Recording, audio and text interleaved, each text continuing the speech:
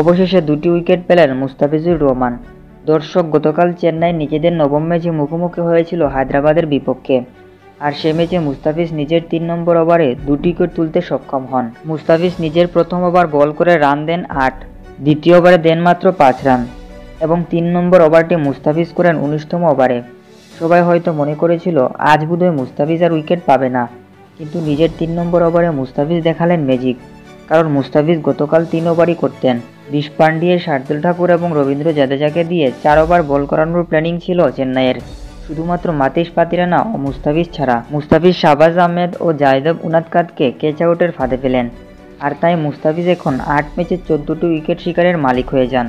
আর সবচেয়ে বড় কথা হচ্ছে সে ম্যাচে চেন্নাই জিততে পেরেছে এবং তারা পয়েন্ট টেবিলের 3-এ উঠে গেছে। তো ভিউয়ার্সরা, এই ছিল ভিডিও ভালো লাগলে অবশ্যই লাইক, শেয়ার, কমেন্ট করবেন এবং চ্যানেলে নতুন এসে থাকলে অবশ্যই চ্যানেলটিকে সাবস্ক্রাইব করে রাখবেন। ধন্যবাদ সবাইকে।